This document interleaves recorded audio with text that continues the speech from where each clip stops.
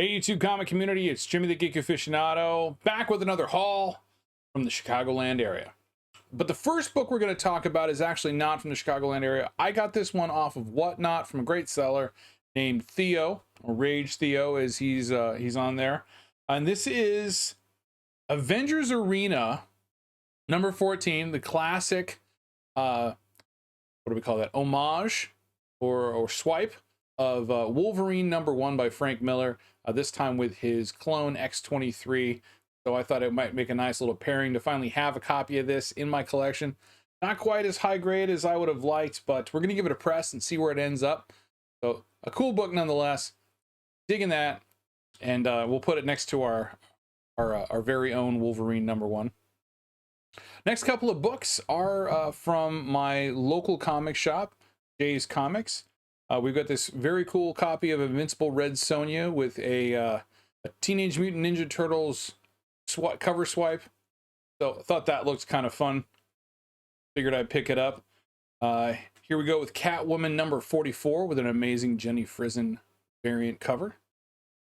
And a couple of copies, 43, because, you know, why just get one, right? These always pay dividends for me. I have her sign them, get them graded, and they sell for a good pretty penny. So happy to get those and have a couple in the collection because I always keep one for myself. And the final book from Jay's is just another beauty. They could use a press, but I think is going to be in the right grade range. And this is Amazing Spider-Man Volume 4, Number 4, first appearance of Silk. Great book here, and pick that one up. This next store is, it's not really a comic shop. They do sell comics, but it's more of a toy shop. It's called Geek Toy Hut. And I was able to find that I've been looking for a very long time. I believe it's a Dynamic Forces, yeah. Dynamic Forces exclusive chrome cover to X-Men 100 with a Lionel U cover. This is one of those X-Men Volume 2 issue 100 variants that I've been hunting down. A handful of them. And so I'm down to one left. One other Dynamic Forces one. It's a black, and I think it's Jay Lee. That one is a tough one to come across, but was able to get this. Happy to get that. Knock that off the list. Here's another cool one. Nice high grade copy, and these are not always easy to find at all, much less in the high grade. This is Punisher Kills the Marvel Universe.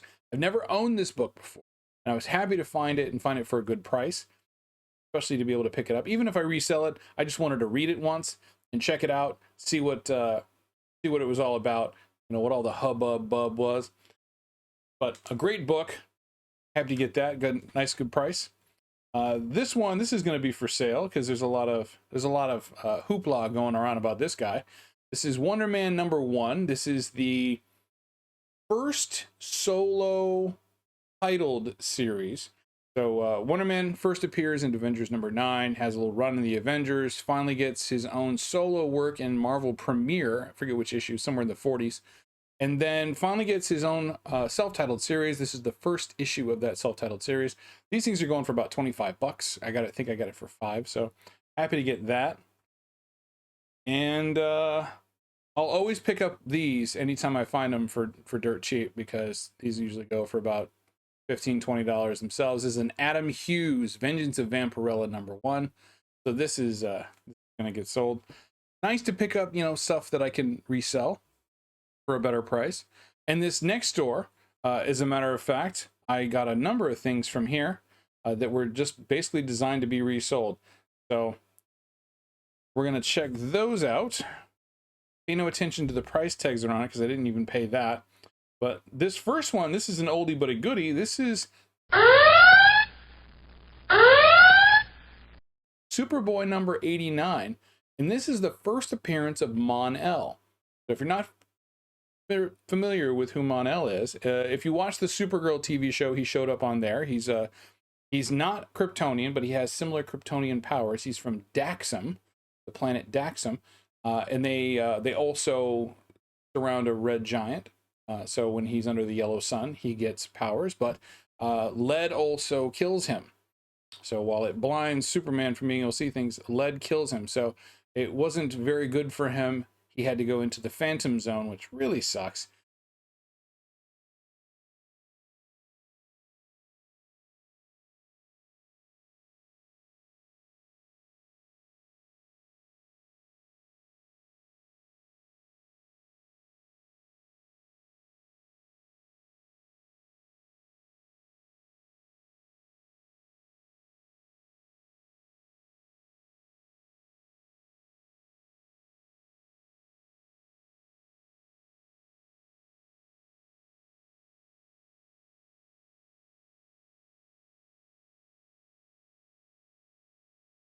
Squad movie, the first Suicide Squad movie. She was in there. Great character, a member of the Outsiders. And this was, I think, this was basically the first like Batman and the Outsiders. Yeah, so it's like a special sneak preview, 16-page premiere story starring a sensational new super team, Batman and the Outsiders. So this kicks off that with a nice flashback Batman stories in it. But Brave and the Bold number 200, first appearance of Katana. This book is always one that's in demand, especially lately. This is Daredevil number 184. Nice Frank Miller cover. Well, Frank Miller art and writing on it. But a huge, it's just a fan favorite, right? You know, you got Daredevil with a 357 Magnum, with a little bit of a Punisher / Dirty Harry aspect to it. But a great book that everybody likes. And then this one I couldn't believe. I couldn't believe the price they had on it, and I couldn't believe the condition it was in. X Factor number 5, the first cameo appearance of Apocalypse. It still goes for really good money. And this was high grade. I had 96, 98, somewhere in there. So, yeah. Needless to say, this is getting sent off. But nice pickups from that location. These all came from Gem Comics. And then last book that I got, this was definitely staying with me. This is Marvel Spotlight Volume 2, issue number 7. The last of the Star-Lord stories they had in this title, which was his first adaptation into comic format. Previously, all the Star-Lord stories were in Marvel Preview. But yeah, so they finally brought him to comics. They brought him in a Marvel Spotlight and had a little run in there. But that was the last issue I needed. Very high grade copy of that one. Continuing my travels up into the Schaumburg area, stopped off at Keith's Comics. Found a few nice things there, especially some of these gorgeous Mike Turner covers. This is Fathom 1 from 2011. I don't know if this is volume 1 or not, but great Mike Turner cover. Anytime I can find these Mike Turner variants that I don't have, I'll always pick them up. They're gorgeous. They're absolutely stunning. His work is incredible, and it lives on forever.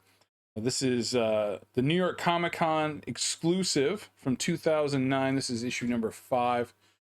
As you can tell, just absolutely stunning, beautiful work that he did. Oh, he is sorely missed.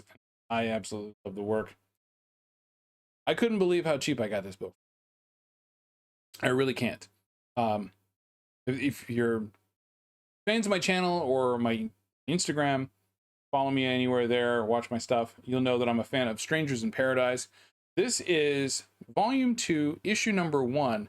This is the first print. I didn't have the first print. I had a second print of that issue when I got a collection of them, 1 through 12 or 13, I think the volume 2 was. And been looking for a first print ever since. Came across this for a really, really cheap price. So happy to get that. So this is like even like only the 4th story of Strangers in Paradise in their little run. There was multiple volumes. So this is volume 2, issue number 1. Glad to knock that off the list.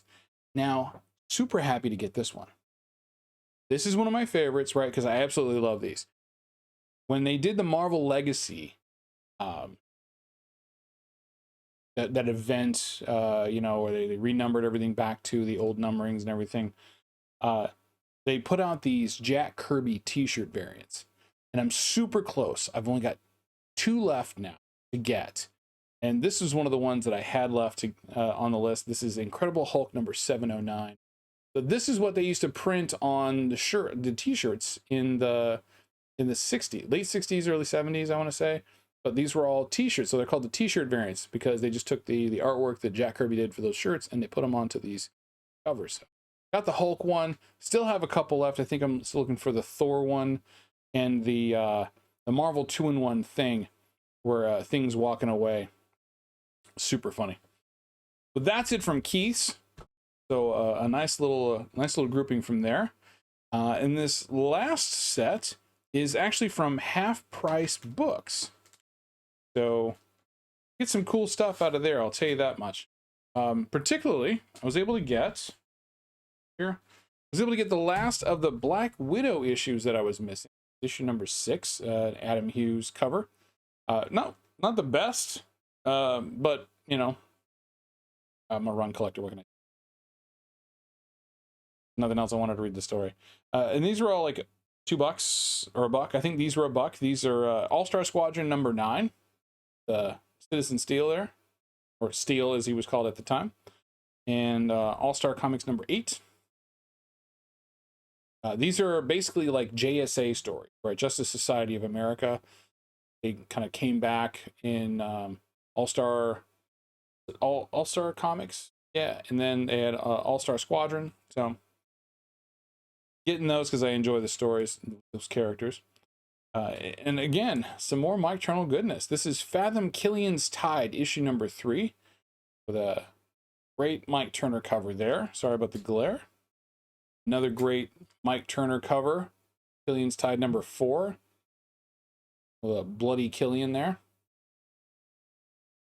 And these are all like $1. And then this is a cool one. This is the Fathom Source Book number 1, but just a great Mike Turner cover again from my Mike Turner collection. Happy to have gotten those. That's it for my haul. I mean, it's a pretty thick stack, you know, for 4 shops. 5 shops, 4 shops, something like that. Anyway, you know, go driving around sometimes, or I've got to come back from places. I think that might have been a trip to the airport. Anyway, thanks for checking us out. Thanks for clicking play on the video. If you enjoyed it, please give us the thumbs up. Throw a comment in if you want to talk about some of the books. Please hit that subscribe button, ring the notification bell, and remember to keep it classy, YouTube.